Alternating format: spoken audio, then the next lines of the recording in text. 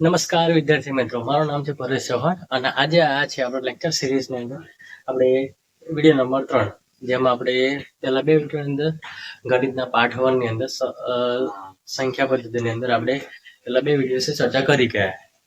આ વિડીયોની અંદર આપણે આજે અસમય સંખ્યા અને વાસ્તવિક સંખ્યા વિશે ચર્ચા કરવાના છીએ કે અસમય સંખ્યા અને વાસ્તવિક સંખ્યાઓ શું છે, કોને કહેવામાં આવે છે.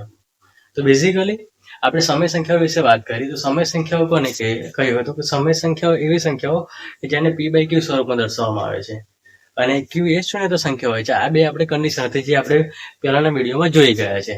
હવે અસમય સંખ્યા એટલે તો જસ્ટ નોર્મલી યાદ રાખવા જઈએ તો સિમ્પલ ડેફિનેશન વાત કરીએ તો અસમય સંખ્યા કોને કહેવામાં આવે છે. અસમય સંખ્યા એટલે જે સંખ્યા સમય સંખ્યા નથી એને અસમય સંખ્યા કહેવામાં આવે છે.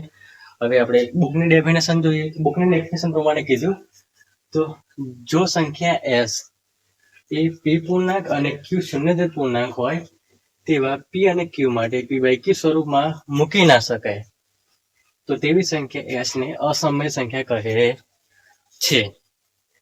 એટલે કે પી અને પી બાય ક્યુ સ્વરૂપમાં મૂકી નથી શકાતી સંખ્યા. મેં કીધું છે જે સંખ્યા સમય સંખ્યા નથી એને અસમય સંખ્યા તરીકે ઓળખવામાં આવે છે. પછી આપણે અહીંયા જોઈએ તો આમાં 2-3 પોઈન્ટ છે જે ઇમ્પોર્ટન્ટ પોઈન્ટ છે, તો આપણે એ જોઈએ. અને ઘણા ખરા બધા વિદ્યાર્થીઓને ડાઉટ હોય છે કે સર સમય સંખ્યા અને અસમય સંખ્યામાં ડિફરન્સ જ ખબર નથી પડતી કે સર. અને એમાં જે એક્ઝામની અંદર બી મોસ્ટ આઈએમપી છે કે એ લોકો તમને પ્રોબ્લેમ આપશે, ક્વેશ્ચનની અંદર તમને આપેલું હશે કોઈ પ્રોબ્લેમ હશે, એમાં કીધું છે નીચે આ બધું સમય સંખ્યા છે કે અસમય સંખ્યા છે બતાવે, આ પૂછાય જ છે દર્શાવ. તો પછી આ પ્રોબ્લેમ એને સોલ્યુશન કેમનું કરવું? સર સમય સંખ્યા છે તે આપણે પ્રોબ્લેમની વાત કરીએ ત્યારે કહીશું. અને મેં તમને આગળ થોડા ટાઈમ પછી થોડામાં જ મેં તમને કહ્યું છું કે સમય સંખ્યા અને અસમય સંખ્યાને કઈ રીતે ઓળખવામાં આવે છે. તો પહેલા આપણે ડેફિનેશનની વાત કરી તો આમાં એક બે પોઈન્ટ એવા ઇમ્પોર્ટન્ટ છે કે અહીંયા આપણે નોટ કરવા જેવા છે. તો સમય સંખ્યા અને અસમય સંખ્યાની અંદર વાત કરીએ તો અસમય સંખ્યાને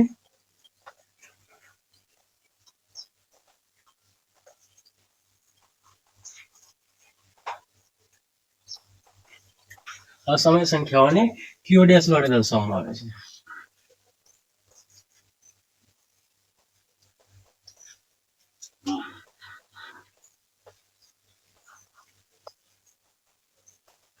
ક્યુ ડેશ સમય સંખ્યાઓની વાત કરતા ત્યારે સમય સંખ્યાઓને ક્યુ વડે દર્શાવવામાં આવી હતી, જ્યારે અસમય સંખ્યાઓને ક્યુ ડેશ વડે દર્શાવવામાં આવે છે. પછી બીજી વસ્તુ આપણે કરીએ તો અસમય સંખ્યાઓને પી બાય ક્યુ સ્વરૂપમાં દર્શાવી શકાતી નથી. એટલે જે સંખ્યાઓ પી બાય ક્યુ સ્વરૂપમાં દર્શાવી ના શકાય એવી સંખ્યાઓને અસમય સંખ્યાઓ કહેવામાં આવે છે. આ બી તમારી બેઝિક ડેફિનેશન, તમે આ બી લખો તો બી સાચું છે, ખોટું નથી. તો નોર્મલી વાત કરીએ તો જે સંખ્યાઓ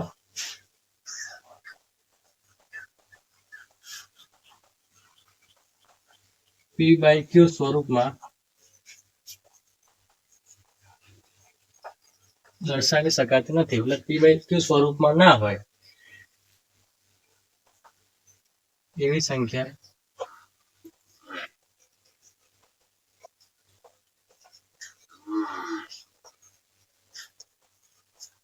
સંખ્યાઓને અસમય સંખ્યાઓ કહે છે.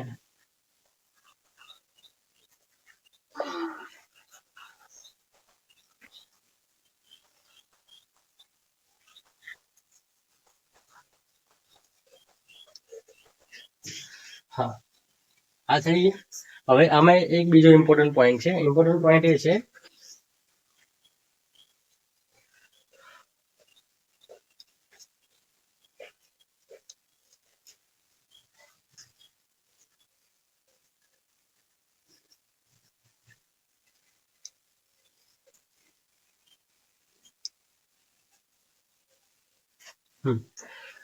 આ પોઈન્ટ પછી હવે અમે બીજો એક એવો પોઈન્ટ છે કે અસમય સંખ્યાનું દશાંશ સ્વરૂપ અનંત આવૃત ન હોય. હું સમજાવું તમને. પેલો લખીએ, પોઈન્ટ નોટ કરો પેલા કે અસમય સંખ્યાનું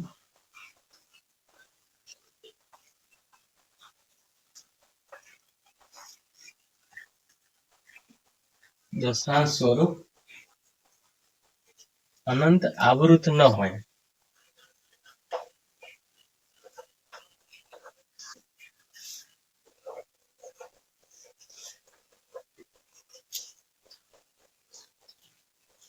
અનંત આવૃત ન હોય એટલે સર, તો અનંત આવૃત ન હોય એટલે જ્યારે તમે આગળ જતા વધારે અભ્યાસ કરશો ને તો હાયર મેથેમેટિક્સની અંદર તમને ભણવામાં આવશે કે જ્યારે ફ્રેક્શન એટલે કોઈ સંખ્યાને આપણે ભાગીએ છીએ તો એ પોઈન્ટ પછી એટલે દશાંશ પછી ઘણા બધા એટલે એમાં એવું કહે કે તમે 4 ડિજિટ કન્સિડર 4 ડિજિટ કન્સિડર કરો, 5 ડિજિટ કન્સિડર કરો તો તમને એક્યુરેટ આન્સર મળશે.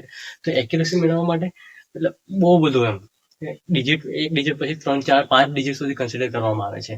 તો આમાં કઈ ખાલી એક્ઝામ્પલ આવેલું છું, અનંત આવૃત ન હોય તો પહેલા અનંત આવૃત અનંત આવૃત કોને કહેવાય તો ખાલી એનો આપણે માહિતી લઈએ. તો અનંત આવૃત માટે જો એક સંખ્યા છે એને ભાગવામાં આવે છે તો પોઈન્ટ પછી 1658 આ રીતે આન્સર મળે છે. પછી 1658 અનંત સુધી છે. જ્યારે કોઈ સંખ્યાનો આન્સર આપણને રિપીટ થાય છે, આ 4 ડિજિટ 1658 પછી 1658 રિપીટ થાય છે, તો આપણે આને આ રીતે બી દર્શાવી શકીએ કે 0.1658 ઉપર એક સંખ્યા લખાય એટલે ઉપર એક માર્ક કરીને આપણે આ રીતે દર્શાવી શકીએ છીએ. તો આ બધી સંખ્યાઓને અનંત આવૃત સંખ્યા કહેવામાં આવે છે. તો અસમય સંખ્યા તથા સ્વરૂપ અનંત આવૃત ન હોય, અનંત આવૃત ન હોય એટલે આ રીતે ડિજિટ રિપીટ થતો ના હોય. રિપીટ ના થતો હોય એટલે ધારો કે આપણે કોઈ બી સંખ્યા લઈએ 0.163289 સમથિંગ, ઇટ્સ ઇન્ફાઇનાઇટ સુધી એમ. તો અહીંયા કોઈ બી ડિજિટ રિપીટ નથી થતો. આમાં વાત કરીએ આપણે તો 0.1658 પછી 1658 આ રિપીટ થાય છે. જે રિપીટ થાય છે એને અનંત આવૃત કહેવામાં આવે છે, અને જે રિપીટ ન થતા એને અનંત આવૃત ન અથવા અનંત અનાવૃત કહેવામાં આવે છે. ઓકે, અનંત અનાવૃત અથવા અનંત આવૃત ન હોય, બંનેમાં તમે જે બી લઈ શકો, બે સેમ જ છે. તો અસમય સંખ્યામાં આપણે શું શું શીખીએ તો અસમય સંખ્યાઓને ક્યુ ડેશ વડે દર્શાવવામાં આવે છે. અસમય સંખ્યાઓ પી બાય ક્યુ સ્વરૂપમાં ના હોય એટલે જેવી સંખ્યાઓ જે પી બાય ક્યુ સ્વરૂપમાં નથી હોતી એને અસમય સંખ્યાઓ કહેવામાં આવે છે. પછી અસમય સંખ્યાનો દશાંશ સ્વરૂપ અનંત આવૃત ન હોય તો અનંત અનાવૃત હોય, આને આપણે અસમય સંખ્યાઓ કહેવામાં આવે છે. હવે આપણે એક્ઝામ્પલ લઈએ કે અસમય સંખ્યાઓના એક્ઝામ્પલ કયા કયા છે. તો એક્ઝામ્પલ લેતા પહેલા મેં તમને એક બહુ ઇમ્પોર્ટન્ટ વસ્તુ, જે અસમય સંખ્યા અને સમય સંખ્યા વચ્ચેનો બેઝિક ડિફરન્સ એને કઈ રીતે થાય છે એના વિશે આપણે પહેલા માહિતી વાત કરીએ, એના પછી આના એક્ઝામ્પલની વાત કરીએ. હા, આપણે વાત કરી અસમય સંખ્યાઓ જે પી બાય ક્યુ સ્વરૂપમાં નથી હોતી. તો ઘણા બધા ક્વેશ્ચન છે સર, જો પી બાય ક્યુ સ્વરૂપમાં અસમય સંખ્યા ના હોય તો અસમય સંખ્યાને કઈ રીતે દર્શાવવામાં આવે છે તો અસમય સંખ્યાને સ્ક્વેર રૂટ વડે દર્શાવવામાં આવે છે. આ રીતે સ્ક્વેર રૂટ હોય તેમાં કોઈ સંખ્યા એટલે કે એક વર્ગમૂળ જેવું, વર્ગમૂળમાં કોઈ સંખ્યા હોય એને આપણે અસમય સંખ્યા તરીકે દર્શાવવામાં આવે છે. તો આમાં બે વસ્તુ ઇમ્પોર્ટન્ટ છે. બે વસ્તુ મેં તમને કહું છું કે બેઝિક ડિફરન્સ એટલે બેઝિક તફાવત શું છે કે સર અસમય સંખ્યા છે સમય સંખ્યા છે કેમનું, તો એમાં બે વસ્તુ બહુ ઇમ્પોર્ટન્ટ છે જે નોટ કરવા જેવી છે. તો જો વર્ગમૂળની અંદર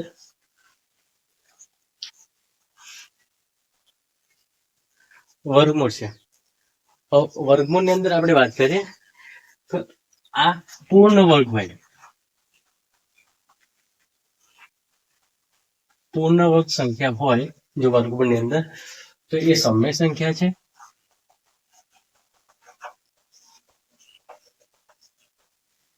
અને જો સંખ્યા વર્ગમૂળની અંદર જે સંખ્યા છે એ પૂર્ણ વર્ગ ન હોય,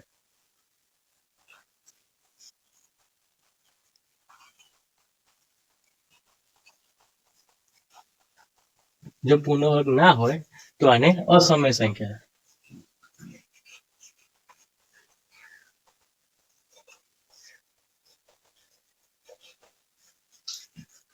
બે બહુ જ ઇમ્પોર્ટન્ટ પોઈન્ટ છે આ બે, કે જો કોઈ સંખ્યા વર્ગમૂળની અંદર પૂર્ણ વર્ગ હશે તો એને સમય સંખ્યા તરીકે ઓળખવામાં, એટલે એ સમય સંખ્યા છે, અને જો પૂર્ણ વર્ગ ના હોય તો અસમય સંખ્યા છે. તો સર પૂર્ણ વર્ગ એટલે અને અપૂર્ણ વર્ગ એટલે તમે ધોરણ 8, 9, 10 ની અંદર આઠમા ની અંદર આવો, 7મા 8મા ની આવો ત્યારે તમને વર્ગમૂળ, ઘનમૂળ કરતા શીખવાડ્યું છે. કે ખાલી તમને એક્ઝામ્પલ આપું. એક્ઝામ્પલ કઈ રીતે કે સર એકનો વર્ગ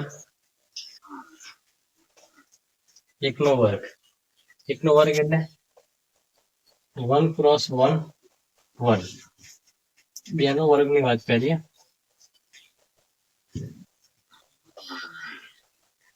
4. 3નો વર્ગની વાત કરીએ 9. 4ના વર્ગની વાત કરીએ 16. 5ના વર્ગની વાત કરીએ 25. તો આ રીતે 1 થી 20ના વર્ગ અને ઘનમૂળ તો યાદ રાખવા જ પડે. એટલે આમાં પૂર્ણ વર્ગ એટલે જેનું વર્ગમૂળ નીકળી જાય. 2 નો વર્ગમૂળ 4 છે, એટલે સોરી 2 નો વર્ગ 4 છે અને 4 નું વર્ગમૂળ 2 છે. એટલે જેનું વર્ગમૂળ નીકળતું હોય એ બધી સંખ્યાઓને પૂર્ણ વર્ગ સંખ્યા તરીકે ઓળખવામાં આવે છે. અને પૂર્ણ વર્ગ ના હોય એટલે જેનું વર્ગમૂળ ના નીકળતું હોય. તો આપણે અસમય સંખ્યાના એક્ઝામ્પલ કરી લઈએ. અસમય સંખ્યાના એક્ઝામ્પલની વાત કરું તો અસમય સંખ્યાના એક્ઝામ્પલ એટલે 3 વર્ગની અંદર આપણે એક્ઝામ્પલની વાત કરું અસમય સંખ્યાના. પછી √5 છે, 18 અનંત સંખ્યાઓ છે આ બધી જેના શું કહેવાય કે વર્ગમૂળ નથી મળતું, પૂર્ણ વર્ગ નથી હોતી. સર આ તો કન્ફ્યુઝન થાય છે. શું કન્ફ્યુઝન થાય છે સર? તમે એમ કહો છો પૂર્ણ વર્ગ હોય સમય સંખ્યા છે, પૂર્ણ વર્ગ ના હોય અસમય સંખ્યા છે. સર તમે 3, 5, 18 કહો છો એ અસમય સંખ્યાના એક્ઝામ્પલ છે. તો સર સમય સંખ્યાના એક્ઝામ્પલ કયા? સમય સંખ્યાના એક્ઝામ્પલ કે જે પૂર્ણ વર્ગ હોય. પૂર્ણ વર્ગ એટલે 4 છે. હવે 4 નું વર્ગમૂળ આપણને મળી જાય. 4 નું વર્ગમૂળ લઈએ તો 2. તો 4 એ સમય સંખ્યા છે, અસમય સંખ્યા નથી. હા, 5, 3, 18 જે વર્ગમૂળની અંદર છે આ બધા અસમય સંખ્યાના એક્ઝામ્પલ છે. સ્ક્વેર રૂટ ની અંદર 4 એટલે જેનું વર્ગમૂળ 2 છે. સ્ક્વેર રૂટ ની અંદર 9 જેનું વર્ગમૂળ 3 છે. સમજે? તો આ જેનું વર્ગમૂળ નીકળી જાય છે આ છે સમય સંખ્યાના એક્ઝામ્પલ છે.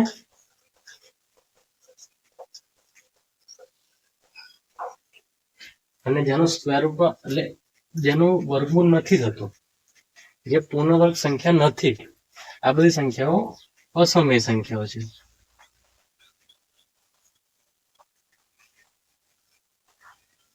તો આ અસમય સંખ્યાના એક્ઝામ્પલ ને આ સમય સંખ્યાના એક્ઝામ્પલ.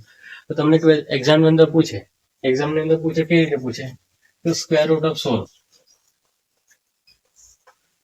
નીચે આપેલું સ્ક્વેર રૂટ ઓફ 16 એ સમય સંખ્યા છે કે અસમય સંખ્યા છે?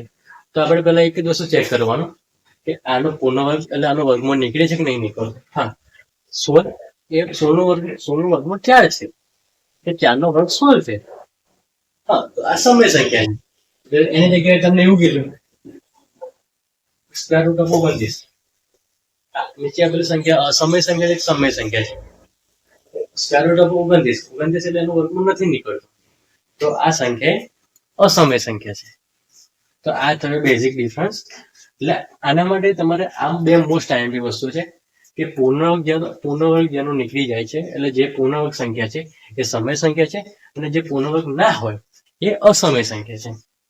હવે આની વાત કરી પછી બીજી એક વસ્તુ વાત કરીએ આપણે તો જ્યારે મલ્ટીપ્લિકેશન આપણે ગુણાકાર કરીએ છીએ, ભાગાકાર કરીએ સંખ્યાઓનો, કારણ કે આગળ જતા આપણે સંખ્યા પદ્ધતિની અંદર વાત કરીશું ને તો ગુણાકાર ભાગાકાર બધું આવવાનું છે. બહુપદીની વાત કરીશું ત્યારે તો એમાં ખાલી જસ્ટ બેઝિક ઇન્ટ્રોડક્શન આપું છું. કોઈ બે સમય સંખ્યાઓ અથવા ચલો આપણે વાત કરીએ કોઈ અસમય સંખ્યા હોય, સમય હોય અને અસમય હોય.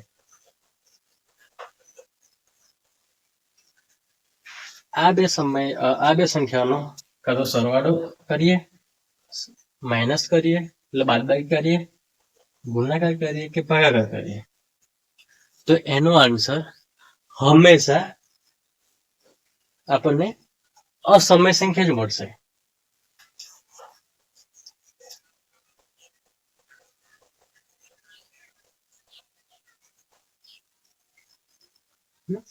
સમય સંખ્યા હશે જેનો સરવાળો ગુણાકાર બાદબાકી ગુણાકાર કે ભાગાકાર, સમય એક સંખ્યા છે અને એક સંખ્યા અસમય સંખ્યા છે, તો એ હંમેશા અસમય સંખ્યા જ એનો આન્સર હશે. એક્ઝામ્પલ લઈએ આપણે, તો એક્ઝામ્પલની વાત કરું કે કોઈ એક સમય સંખ્યા હોવી જોઈએ, સમય સંખ્યા માઇનસ અસમય સંખ્યા, આ શું છે? અસમય સંખ્યા. હા, પછી બીજી એની વાત, એક બીજા મેથડની વાત કરું. મેથડ તો ના કહેવાય ને, જસ્ટ આઝ અ હિન્ટ કહેવાય, હિન્ટ. એટલે આને આ રીતે આપણે યાદ રાખી શકીએ છીએ. તો બીજા હિન્ટની વાત કરો કે જો બંને અસમય સંખ્યા હોય ને,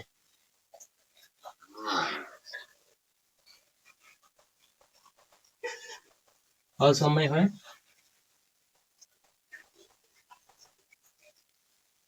સરવાળો કરીએ, બાદબાકી, ગુણાકાર કે ભાગાકાર, તો આપણને આન્સરમાં આ તો સમય સંખ્યા હશે, કાં તો અસમય સંખ્યા મળશે.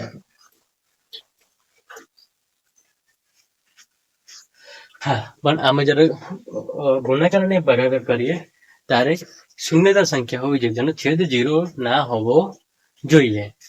તો આ છે બેઝિક, એના વિશે ખાલી બેઝિક હિન્ટ છે.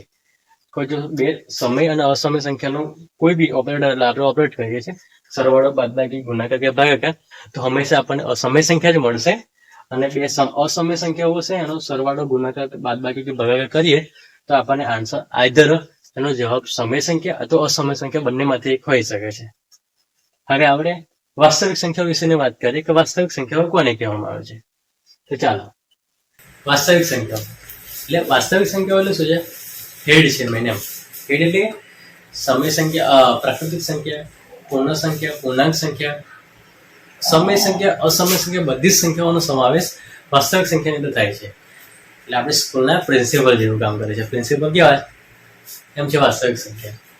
વાસ્તવિક સંખ્યાની આપણે મેઇન ડેફિનેશન જોઈએ કે એની વ્યાખ્યા શું છે. સમય સંખ્યાઓ તથા અસમય સંખ્યાઓ એક સાથે લેતા જે સમૂહ મળે છે તેને વાસ્તવિક સંખ્યાનો સમૂહ કહેવામાં આવે છે. એટલે કે સમય સંખ્યાઓ અને અસમય સંખ્યાઓ બંને સાથે હોવી જોઈએ, એનો સમૂહ. ખાલી સમય સંખ્યા, ખાલી અસમય સંખ્યાનો સમૂહ નથી. એટલે બંનેનો સમૂહ મળે ને એને વાસ્તવિક સંખ્યા કહેવામાં આવે છે. વાસ્તવિક સંખ્યા પછી પોઈન્ટ નંબર 2 છે કે વાસ્તવિક સંખ્યાઓને આર વડે દર્શાવવામાં આવે છે. આર એટલે રિયલ નંબર. એટલે ઇંગ્લિશમાં વાસ્તવિક સંખ્યાને રિયલ નંબર તરીકે ઓળખવામાં આવે છે, એટલે એને આર વડે દર્શાવવામાં આવે છે. પછી ત્રીજા પોઈન્ટની વાત કરીએ કે કોઈ પણ પ્રાકૃતિક સંખ્યા વર્ગમૂળના સ્વરૂપમાં હોય. પ્રાકૃતિક સંખ્યા કીધી છે. પ્રાકૃતિક સંખ્યા એટલે આપણે પહેલા લેક્ચરની અંદર ભણ્યા હતા 1 2 3 4 5 6 અપ ટુ ઇન્ફાઇનાઇટ સુધી એક જથ્થો. એટલે કોઈ પણ પ્રાકૃતિક સંખ્યા વર્ગમૂળના સ્વરૂપમાં હોય. વર્ગમૂળ એટલે આપણે થોડા વાર પહેલા જ ભણ્યા કે સ્ક્વેર રૂટ, એમ વર્ગમૂળમાં હોય તેવી અસમય સંખ્યા. અસમય સંખ્યા એટલે એ વર્ગમૂળનો પૂર્ણ વર્ગ ના હોય તેવી અસમય સંખ્યા, જેવી કે √2 એટલે સ્ક્વેર રૂટમાં 2, સ્ક્વેર રૂટમાં 3, સ્ક્વેર રૂટમાં 5 વગેરે પાયથાગોરસના પ્રમેયના ઉપયોગ દ્વારા આપણે સંખ્યા રેખા પર દર્શાવી શકીએ. શાનો ઉપયોગ કરવાનો છે? પાયથાગોરસના પ્રમેયનો. તો હું એટલી તો આશા રાખું છું કે તમે પાયથાગોરસનો પ્રમેય તમને યાદ તો હશે. તો બી જસ્ટ આપણે ખાલી બ્રીફ લઈ લઈએ કે પાયથાગોરસનો પ્રમેયનું મેઇન શું છે, એને શું કહેવા માંગે છે. પાયથાગોરસના પ્રમેયની વાત કરીએ આપણે, તો પાયથાગોરસનો પ્રમેય આ રીતે આપણે જો A B C આ ત્રણ બાજુ આપણે ત્રિકોણ છે. હવે ત્રિકોણની અંદર આ બાજુની વેલ્યુ 4 આપી છે, આ બાજુની વેલ્યુ 3 આપી છે. આની વેલ્યુ શું છે આ મારે શોધવી છે. તો કઈ રીતે શોધાય? તો પાયથાગોરસનું લાસ્ટ એક મેઇન ડેફિનેશન, લાસ્ટ એનું શું કહેવાય મેઇન એવું એવાય છે, ડેફિનેશન નહીં, ઇક્વેશન છે, સોરી. તો મેઇન ઇક્વેશન શું છે પાયથાગોરસના પ્રમેયનો? બે બાજુઓનો સરવાળો, મતલબ બે બાજુના વર્ગોનો સરવાળો અને ત્રીજી બાજુ જે કર્ણ છે એના બરાબર હોય. એટલે કે AB સ્ક્વેર વત્તા BC square is equal to AC square. એટલે કાટકોણ ત્રિકોણ, આ એક કાટકોણ ત્રિકોણ છે. તો કાટકોણ ત્રિકોણના બે બાજુના વર્ગોનો સરવાળો એ તેની ત્રીજી બાજુના વર્ગનો સરવાળા બરાબર થાય. તો આની વેલ્યુને આપણે શોધ્યું હોય મારે, તો √4 આ 3 છે, 4 અને 3. તો આ બેની વેલ્યુનો વર્ગ કરવાનો, પછી સરવાળો કરીશું આપણે. તો આપણે AC ની બાજુ કે આની શું કહેવાય, આની વેલ્યુ મળશે આપણને. તો 4 નો વર્ગ વત્તા 3 નો વર્ગ બરાબર AC સ્ક્વેર. 4 નો વર્ગ 16 થાય, 3 નો વર્ગ 9, AC સ્ક્વેર. AC બરાબર √9 16 25. 25 એ કાનું વર્ગમૂળ છે? અહીંયા તમને એક વસ્તુ પૂછાય, સ્ક્વેર રૂટ ઓફ 25 આ સમય સંખ્યા છે કે અસમય સંખ્યા છે? સમય સંખ્યા. તો આની વેલ્યુ આપણને 5 મળે. હવે આમાં જ્યારે બે સમય સંખ્યાઓ હતા એનો આન્સર બી સમય સંખ્યા જ છે. એટલે આ રીતે √2 √3 આવી જે પ્રાકૃતિક સંખ્યાઓ છે ને, પ્રાકૃતિક અસમય સંખ્યાઓ, જે પાયથાગોરસના પ્રમેયનો ઉપયોગ કરીને આપણે એને સંખ્યા રેખા પર દર્શાવી શકાય. કે સંખ્યા રેખા આપણે થોડી વાર પછી ડિસ્કશન કરીએ. સંખ્યા રેખા છે, સંખ્યા રેખાની અંદર તમે બન્યા હશે કે આપણે સંખ્યા રેખા 0 1 2 3 4 5 6, પછી આ બાજુ માઇનસમાં 1 2 3 4 5 6, એટલે માઇનસમાં આ રીતે સંખ્યા રેખા છે. અહીંયા સેન્ટરમાં 0 1 2 3 -1 -2 -3, 0 અને 1 ની વચ્ચે વાત કરીએ તો 1/2 આવશે અહીંયા, એટલે કે 0.5. તો આ રીતે સંખ્યા રેખા પર પાયથાગોરસના પ્રમેયનો યુઝ કરીને આપણે √3 √5 એટલે અસમય સંખ્યાઓને દર્શાવી શકીએ છીએ. તો અસમય સંખ્યાઓને સંખ્યા રેખા પર કઈ રીતે દર્શાવી, તો ચાલો આપણે જોઈએ કે આને કઈ રીતે દર્શાવવામાં આવે છે. વાસ્તવિક સંખ્યાની અંદર આપણે હવે એક બીજા પોઈન્ટની વાત કરીએ કે જો અસમય સંખ્યાઓને સંખ્યા રેખા પર દર્શાવવા માટે આપણે પ્રાકૃતિક સંખ્યાઓને બે કે તેથી વધુ સંખ્યાઓના વર્ગના સરવાળા તરીકે દર્શાવવી પડે. એટલે આપણે જો અસમય સંખ્યાને વાત કરીએ અને આપણે સંખ્યા રેખા પર દર્શાવીએ છીએ, આપણે આ વાત કરી. તો હવે સંખ્યા રેખા પર દર્શાવવા માટે જે અસમય સંખ્યાઓ છે ને એને પ્રાકૃતિક સંખ્યાના વર્ગના બે કે તેથી વધુ સંખ્યાઓના વર્ગના સરવાળા તરીકે દર્શાવાય. સર આ ખબર ના પડે, એક્ઝામ્પલ લઈએ આપણે. તો એક્ઝામ્પલની વાત કરીએ, 5 એ અસમય સંખ્યા છે. હવે 5 એ અસમય સંખ્યા છે, તો એને દર્શાવવા માટે આપણે એનો સરવાળા તરીકે લેવું હોય તો આપણે કેવી રીતે લઈ શકીએ? અકોર્ડિંગ ટુ પાયથાગોરસના રીતે. તો 2 નો વર્ગ વત્તા 1 નો વર્ગ, 2 નો વર્ગ 4 પ્લસ 1 5, આ થઈ જાય 2 ત્યાંથી વધુ. આપણે 2 નો સરવાળો કરીએ.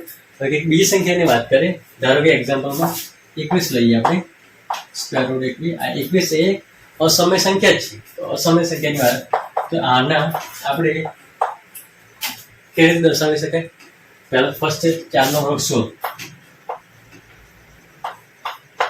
વત્તા 2 નો વર્ગ 1 નો વર્ગ. 4 નો વર્ગ 16, 2 નો વર્ગ 4, 16 નો 4 20 અને 21. તો બે કે રીતે વધુ વર્ગના સરવાળા તરીકે કરીને આપણે સંખ્યા રેખા પર એને દર્શાવી શકાય. એટલે આ મેથડ બી યુઝ કરી શકાય. પછી અહીંયા એક ઇમ્પોર્ટન્ટ પોઈન્ટ એવું શું આપ્યું છે કે પ્રત્યેક વાસ્તવિક સંખ્યાનું સંખ્યા રેખા પરના એક અનન્ય બિંદુ તરીકે નિરૂપણ કરી શકાય. એવી જ રીતે સંખ્યા રેખાનું પ્રત્યેક બિંદુ એક વાસ્તવિક સંખ્યા દર્શાવે છે અને આ જ કારણથી સંખ્યા રેખાને વાસ્તવિક સંખ્યા તરીકે ઓળખવામાં આવે છે. સારા ખબર ના પડે, આનું ખાલી જસ્ટ બેઝિક તમને બ્રીફ કરું.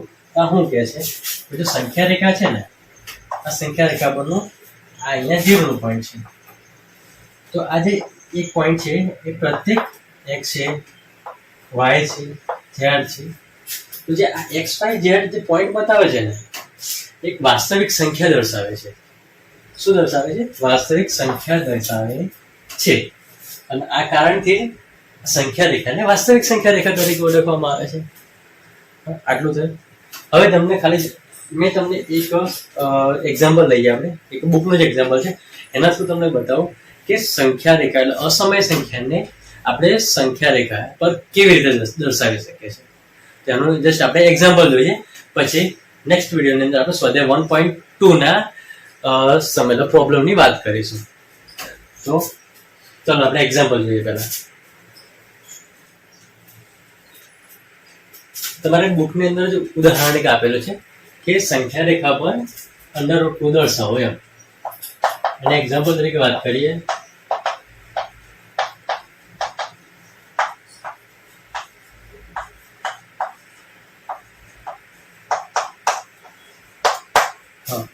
બરાબર. પહેલા સૌપ્રથમ આપણે ડ્રો કરીએ સંખ્યા રેખા. અહીંયા જુઓ, આ રીતે સંખ્યા રેખા છે. અહીંયા સેન્ટર પોઈન્ટ 0,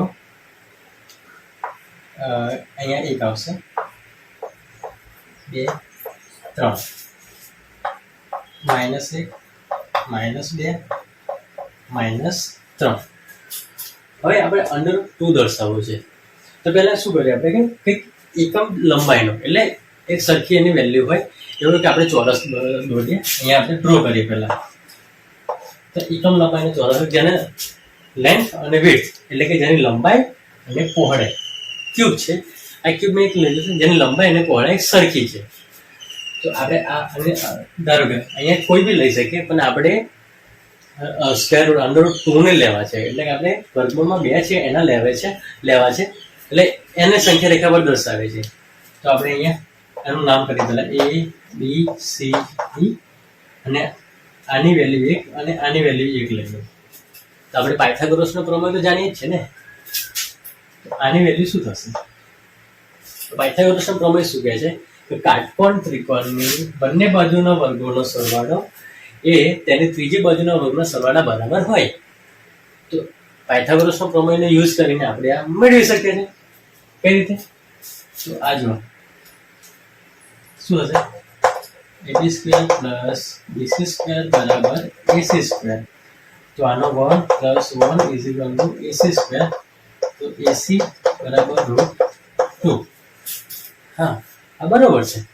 તો આ સેમ વસ્તુ આપણે અહીંયા વાત કરીએ. ચલો અહીંયા એક આપણે કાટકોણ સરખી લંબાઈનો ચોરસ દોરીએ કે જેનું એની લંબાઈ 1 છે અને એની વિડ્થ 1 એટલે કે એની પહોળાઈ પણ 1 છે. અહીંયાથી 1, અહીંયાથી 1. તો આ જે લાઈન આવશે એની વેલ્યુ અકોર્ડિંગ ટુ ધીસ, મતલબ પાયથાગોરસ પ્રમાણે આ શું હશે? √2. આ થઈ ગયું. હવે આ √2 છે. હવે મારે એને સંખ્યા રેખા પર દર્શાવવો છે. તો હવે સંખ્યા રેખા પર શું દર્શાવે? તો અહીંયા આપણે ત્રિકોણ લઈએ. ત્રિકોણ આવે ને પેલું એ રીતે. તો ત્રિકોણને અહીંયા સેન્ટર આપણે O પર રાખીશું, અને O પર સેન્ટર રાખીને આપણે એને ચાપ મારીશું સંખ્યા રેખા પર. અહીંયાથી આ રીતે ચાપ મારીએ ને આપણે, તો જે આ પોઈન્ટ આવે છે ને ત્રિકોણના થ્રુ, તો જે પોઈન્ટ આવે છે આ પોઈન્ટની વેલ્યુ છે √2. હવે √2 ની આપણે સંખ્યા, એટલે √2 ને આપણે ઇન્ટીજર નંબરની નંબરની અંદર આપણે કન્વર્ટ કરીએ તો √2 ની વેલ્યુ શું થાય છે? √2 ની વેલ્યુ થાય છે 1.4142.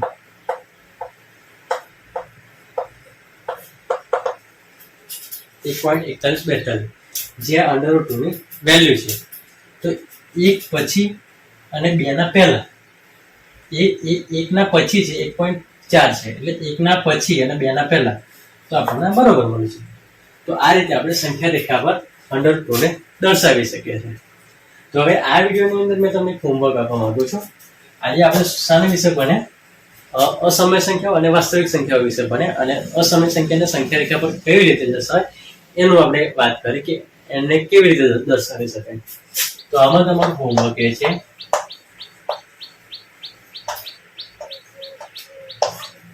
તમે તમારા ગણિતની અંદર તમે પાય વિશે માહિતી મેળવી હશે. તમે ભણ્યા હશે પાય. પાય એટલે તો પાયની બે વેલ્યુ છે ને, એક છે 3.14 સમથિંગ અને બીજી છે 22/7. એટલે પાયની બે વેલ્યુ છે, આઈધર 3.1415 સમથિંગ આવે છે અને 22/7 છે. તો શું પાય અને 22/7 આ બંને સમય સંખ્યાઓ છે કે અસમય સંખ્યાઓ છે? વિચારજો. આપણે આનું ડિસ્કશન નેક્સ્ટ વિડીયોની અંદર કરીશું કે 3.14 અને 22/7 શું છે, સમય સંખ્યા છે કે અસમય સંખ્યા છે. તો ચલો આજના વિડીયો માટે આટલું જ. ફરી આપણે નેક્સ્ટ વિડીયોની અંદર સ્વાધ્યાય 1.2 ને માહિતી મેળવીશું. સ્વાધ્યાય 1.2 વિશે આપણે ચર્ચા કરીશું. સ્વાધ્યાય 1.2 ના સમને કઈ રીતે સોલ્વ કરો. ચલો, થેન્ક યુ.